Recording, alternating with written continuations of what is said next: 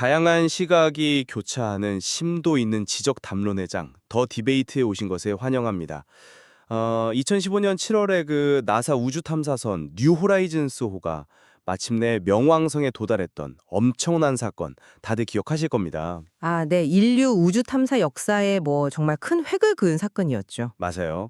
그러니까 당연히 전 세계 수천 개의 언론사가 일제히 기사를 쏟아냈잖아요. 제목들도 다 비슷했어요. 뉴 호라이즌스호 명왕성 근접 비행 성공 이런 식으로요. 전형적인 팩트 위주의 스트레이트 기사들이었죠. 그렇죠. 근데 그중에서 유독 사람들의 뇌리에 깊게 박히고 엄청난 공유를 이끌어낸 기사가 하나 있었습니다. 이 기사는 우주선의 스펙이나 비행 거리를 헤드라인으로 뽑지 않았어요. 오, 그럼 어떤 걸로 뽑았죠? 바로 이 프로젝트를 이끈 수많은 여성 과학자들의 전면에 내세웠습니다. 기사 제목이 명왕성을 지배한 여자들이었어요. 아, 그 기사 유명하죠. 네, 완전히 똑같은 사건을 다루면서도 누구도 생각하지 못한 고유의 앵글로 독자의 시선을 확 사로잡은 겁니다. 그래서 오늘 우리가 다룰 핵심 의제가 바로 이 지점에 있습니다. 좋은 기사, 가치 있는 저널리즘을 만드는 본질은 과연 어디에 있는가? 아주 흥미로운 주제네요. 네, 저런 기사의 진정한 생명력은 이처럼 남들과 철저히 차별화되는 고유의 앵글, 그리고 철저히 독자의 관점에서 사안을 바라보는 에디터의 그 낯선 시각에서 나온다고 봅니다. 흥미로운 오프닝이네요. 하지만 저는 그 명왕성을 지배한 열사들이라는 기사조차도 애초에 우주선이 명왕성에 도달했다는 압도적이고 핵심적인 정보가 없었다면 세상에 나올 수 없었다는 점을 지적하고 싶습니다. 팩트가 있어야 기사가 있다는 건 당연한 전제 아닐까요? 그러니까요. 오늘 논의의 기반이 되는 텍스트, 탁월한 스토리텔러들 발췌본을 보면 미국과 한국 언론계의 치열한 현장 사례들이 등장하잖아요. 저는 이 텍스트를 관통하는 저널리즘의 진짜 뼈대는 바로 핵심 정보, 우리가 흔히 현장 용어로 야마나 넛이라고 부르는 사실관계 그 자체에 있다고 봅니다. 야마와 넛이라 언론계에서 흔히 쓰는 은어들이죠. 네, 맞습니다. 그리고 이 뼈대를 정확히 감별해내기 위해서는 사안의 맥락을 꿰뚫어보는 그 현장에 대한 깊은 전문성이 필수적이에요. 아무리 훌륭한 앵글로 포장을 한들 알맹이인 정보의 무게가 가볍다면 그건 그저 잘 쓰인 에세이에 불과할 테니까요. 그 알맹이라는 단어부터 한번 짚고 넘어가 보죠. 물론 뉴스의 기본은 사실 전달입니다. 하지만 지금은 정보가 부족한 시대가 아니잖아요. 팩트야 인터넷에 널려 있죠. 맞아요. X나 레딧만 들어가도 팩트는 정말 실시간으로 쏟아집니다. 이런 시대에 단순한 사실의 나열, 즉 전문가님이 말씀하시는 그 야마에만 집착하는 건 언론을 그냥 천편일률적인 공장장으로 만들 뿐이라는 거죠. 저는 좀 다른 방식으로 접근하고 싶네요. 팩트가 많다고 해서 진짜 가치 있는 정보까지 흔한 건 아닙니다. 텍스트에 등장하는 KTSF 방송사 사례가 아주 좋은 예시예요.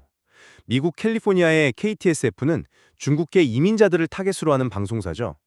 라스베가스 총기 난사 사건이라는 어마어마한 비극이 터졌을 때 주류 언론들은 다 뭘 취재했습니까? 범인의 동기나 총기 규제 같은 거대한 담론을 좇았죠. 그렇죠. 그 거대한 야마를 쫓았죠. 그런데 KTSF는 달랐어요. 철저히 자신들의 시청자, 즉 중국계 커뮤니티의 시선에 맞춰 현장에 있던 중국인들의 반응을 취재했습니다. 마리화나 사법화 이슈가 터졌을 때도 마찬가지고요. 네, 그 사례 기억납니다. 차이나타운 상권의 경제적 타격이라는 앵글을 잡았었죠. 맞습니다. 정치적 찬반 논쟁 대신 그 앵글을 취한 거예요. 저는 이게 바로 정보과잉 시대에 살아남는 저널리즘이라고 봅니다. KTSF가 자신들의 타겟 독자에게 완벽하게 맞춘 앵글을 찾아냈다는 점은 저도 동의합니다. 하지만 그게 핵심 정보로 대체할 수 있다는 뜻은 절대 아니에요. 대체하는 게 아니라 그 이상의 가치를 만든다는 거죠. 아니, 그들의 앵글이 작동할 수 있었던 이유는 총기 난사와 마리화나 합법화라는 정말 움직일 수 없는 거대한 뉴스 가치, 즉 단단한 야마가 이미 존재했기 때문입니다. 한국 언론계에서 흔히 쓰는 야마나 미국의 넛은 단순한 팩트 요약이 아니에요. 그럼 뭔데요? 사안이 뉴스로서 성립할 수 있는지 그 경중을 가르는 생명줄 같은 겁니다. 텍스트에 직관적인 예시가 하나 나오잖아요. 지하철 불법 촬영 용의자가 붙잡혔습니다. 만약 그가 평범한 직장인이라면요? 안타깝지만 경찰서 한 구석에 단신 기사로 끝날 확률이 높겠죠? 맞아요.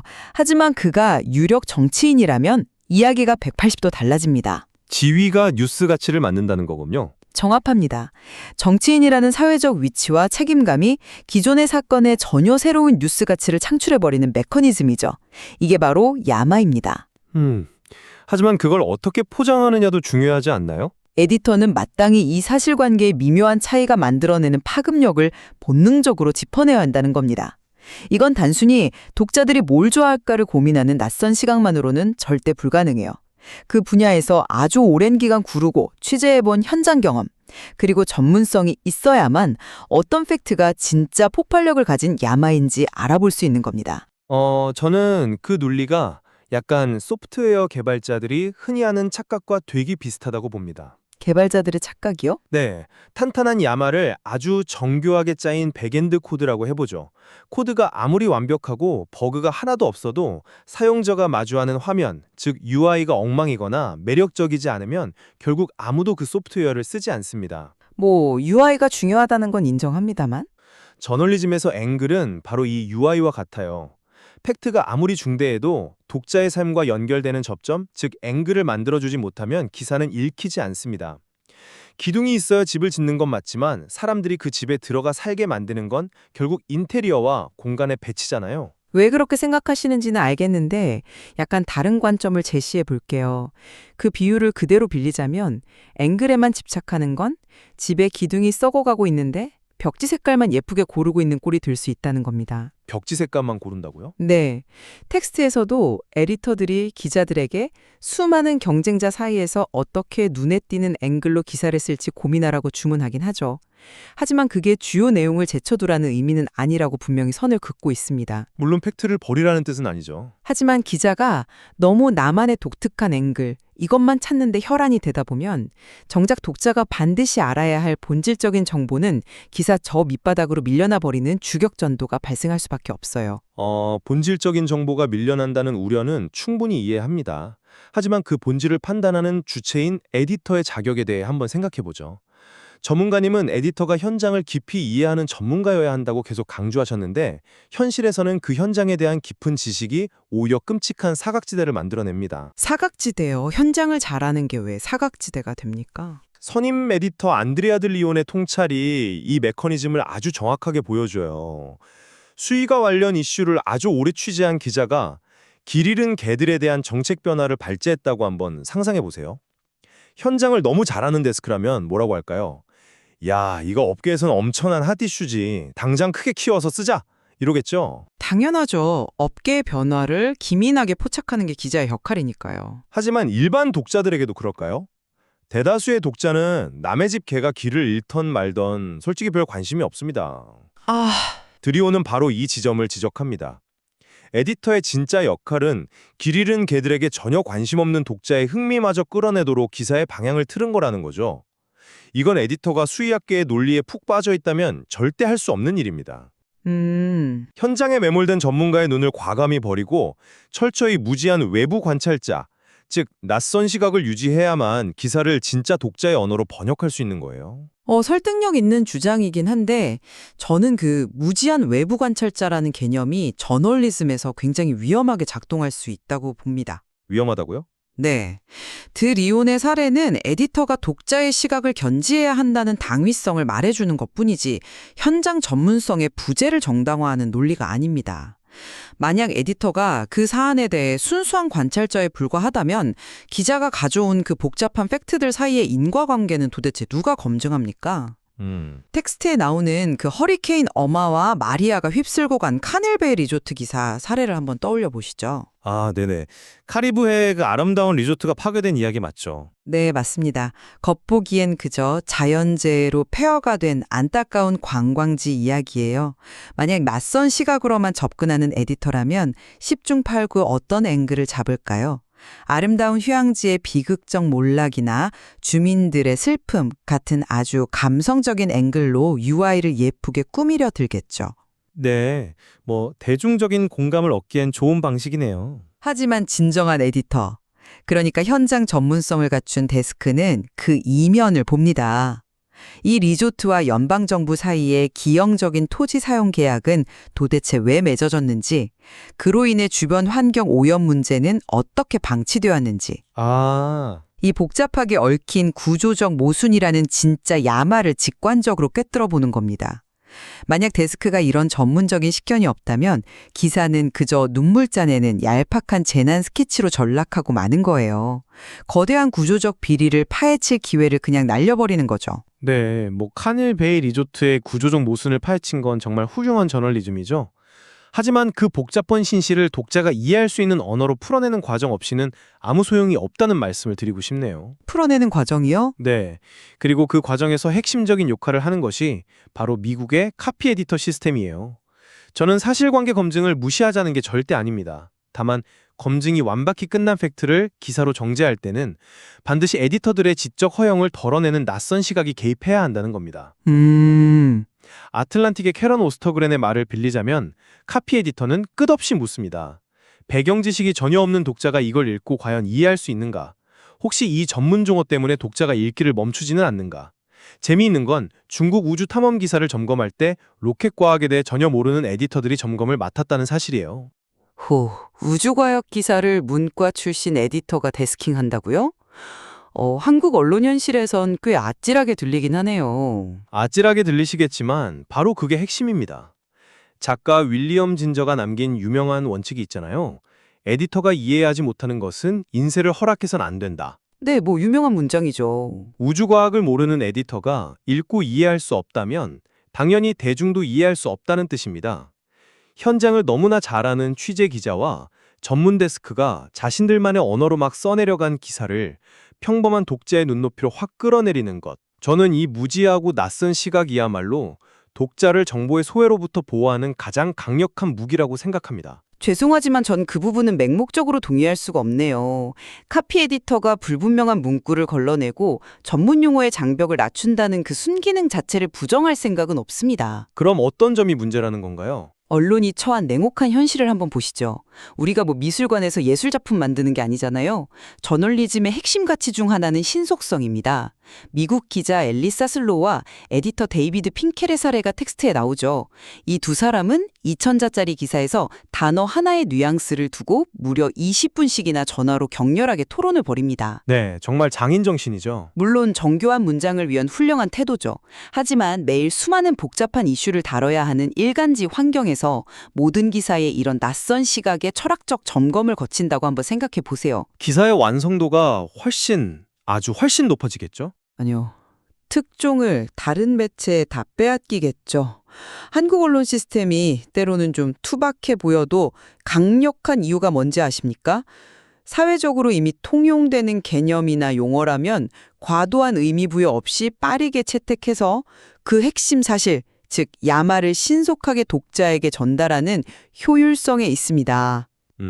단어 하나의 뉘앙스를 잡겠다고 20분을 토론하는 낯선 시각의 카피 에디팅은 어떤 사안에서는 진실의 파급력을 제때 전달하지 못하게 만드는 심각한 병목 현상이 될 수 있습니다.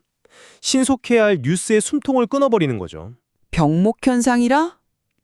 저는 전혀 동의할 수 없네요. 저는 그걸 병목이 아니라 숙성의 시간이라고 부르고 싶습니다. 숙성이요? 네. 그 치열한 숙성의 과정을 거쳤기에 크리스토퍼 솔로몬의 전설적인 기사 해달 13번 같은 걸작이 탄생할 수 있었던 겁니다. 이 기사의 초기 버전을 한번 상상해 보세요. 현장 전문가인 데스크가 빠르게 승인한 기사라면 알래스카 카체마크베이에서 해달 한 마리가 죽은 채 발견됐고 검사 결과 신종 바이러스 감염이 의심된다. 그냥 이런 아주 건조한 야마만 남았을 겁니다. 핵심 정보는 다 들어있네요. 신속하긴 하겠고요. 신속하긴 하겠죠. 하지만 하루 만에 금방 잊혔을 겁니다. 그렇다면 낯선 시각의 에디팅이 그 기사를 대체 어떻게 바꾸었다는 건가요? 기사의 구조를 완전히 뒤엎는 톱에딧과 단어 하나하나를 섬세하게 다듬는 라인 에딧이라는 아주 치열한 점검 메커니즘이 작동한 거죠. 단순히 연구 대상 동물이 죽었다는 팩트 대신에 해달의 귀에 이식된 초단파 라디오 주파수, 그 165.155MHz라는 생생한 디테일을 살려냈습니다. 네네. 어려운 생물학적 용어를 덜어내고 해달이 뒷발을 들어올리며 체온을 조절하는 시각적 묘사를 집어넣었죠. 전문가의 시각에선 야, 이거 쓸데없는 감성팔이 아니냐 이럴지 몰라도 이런 에디팅 과정을 통해 해달 13번의 죽음은 단순한 과학 뉴스를 넘어서 거대한 환경오염 문제에 대한 독자의 깊은 공감을 끌어내는 문학적 스토리로 승화되었습니다. 바로 이 지점이 앵글과 낯선 시각이 야마를 이기는 순간입니다. 해달 13번 기사가 정말 훌륭한 내러티브 저널리즘이라는 걸 깎아내릴 생각은 전혀 없습니다. 라인 에디팅의 섬세함도 정말 훌륭했죠. 하지만 찬찬히 한번 뜯어보시죠. 그 모든 훌륭한 수사학과 감동이 도대체 어디서 출발했습니까? 해달 LCI-13라는 명확한 관찰 대상의 손재, 그리고 165.155MHz라는 흔들리지 않는 팩트, 마지막으로 그 지역의 생태계가 변화하고 있다는 과학적 데이터입니다. 이 튼튼한 야마가 밑바탕에 깔려있지 않았다면 아무리 훌륭한 에디터들이 달라붙어서 낯선 시각으로 문장을 다듬고 단어를 고심했다 한들 그건 그저 잘 쓰인 자연소설에 불과했을 겁니다. 아니, 팩트 자체가 없으면 애초에 기사가 성립하지 않는다는 건 너무 당연한 전제 아닐까요? 제 말의 요지는 그 팩트의 가치를 알아보고 발굴해내는 전문성이 에디팅이라는 포장 기술보다 언제나 선행되어야 하며 그게 더 본질적인 언론의 기능이라는 겁니다. 정부의 홍수 속에서 우리는 매일 무엇이 진짜 뉴스인지 헷갈려하며 살아갑니다. 그렇죠. 이때 사회적 감시와 진실 규명이라는 언론 본연의 역할을 다하려면 무수히 흩어진 팩트의 파편들 속에서 폭발력 있는 진짜 야마를 재빠르고 정확하게 짚어내는 그 현장 출신 데스크의 통찰이 반드시 필요하다는 겁니다. 와, 정말 치열한 토론이 이어지고 있는데 재미있게도 논의를 깊이 들어갈수록 우리 두 사람의 주장이 묘하게 겹치는 지점이 보이네요. 오, 그런가요? 기사의 뼈대인 야마를 발굴하는 전문성이 먼저냐, 아니면 그것을 독자에게 닿도록 조각하는 앵글과 낯선 시각이 먼저냐를 두고 팽팽히 맞섰지만 결국 최고의 기사는 이 두 가지가 치열하게 충돌하며 완성된다는 점에서는 큰 이견이 없는 것 같습니다. 네, 동의합니다. 어느 한쪽만 너무 비대해진 기사는 결국 독자에게 외면받기 마련이죠. 야마만 있는 기사는 너무 지루한 보고서가 되고 앵글만 있는 기사는 완전히 속 빈 강정이 되니까요. 이 대목에서 그 텍스트 마지막 부분에 인용된 퓰리처상 수상자 에이미 앨리스넛의 조언이 떠오르네요. 아, 그 물리적인 거리두기 이야기요? 맞습니다. 참 역설적이지 않습니까? 기사를 가장 깊이 파고들어 취재한 장본인인 그녀가 정작 글을 다듬을 때는 스스로에게 철저히 낯선 시각을 부여하기 위해 애쓴다는 사실 말입니다. 맞아요. 글을 쓰다가 막히면 산책을 하거나 잠을 자면서 물리적, 심리적 거리를 둔다고 했죠. 취재할 때는 그 누구보다 깊이 파고드는 현장 전문가였다가 데스크에 앉아 기사를 정제할 때는 자기 글을 처음 보는 낯선 독자에 빙의하려 노력하는 겁니다. 네. 취재 현장의 짙은 몰입과 데스킹 과정의 차가운 객관화, 이 두 가지 자아를 동시에 가져야만 탁월한 기사가 탄생할 수 있다는 아주 멋진 결론이네요. 바로 그거죠. 오늘 우리가 다룬 탁월한 스토리텔러들 발췌본에는 단순히 기사를 쓰는 법을 넘어서 정보와 진실을 대하는 언론인들의 깊은 고뇌가 담겨 있습니다. 단어 하나의 뉘앙스, 팩트 하나를 바라보는 시선의 차이가 얼마나 큰 파동을 만들어내는지 보여주는 아주 치열한 기록들이죠. 오늘 우리는 야마라는 단단한 코드와 앵글이라는 매력적인 UI 사이에서 저널리즘의 본질을 두고 논쟁을 벌였습니다. 뉴스의 홍수 속에 살아가는 우리는 과연 언론에게 무엇을 요구해야 할까요? 전문가의 시선으로 짚어낸 차가운 팩트의 빠른 전달일까요? 아니면 무지한 관찰자의 시선으로 다시 번역해낸 따뜻한 공감의 내러티브일까요? 정답은 독자들의 몫이겠죠. 그렇습니다. 오늘 이 치열했던 논쟁이 청취자 여러분께서 매일 아침 뉴스를 읽으실 때 자신만의 안목을 갖추는데 작은 힌트가 되었기를 바랍니다. 깊이 있는 통찰로 함께해 주셔서 감사합니다. 이상으로 더 디베이트를 마칩니다.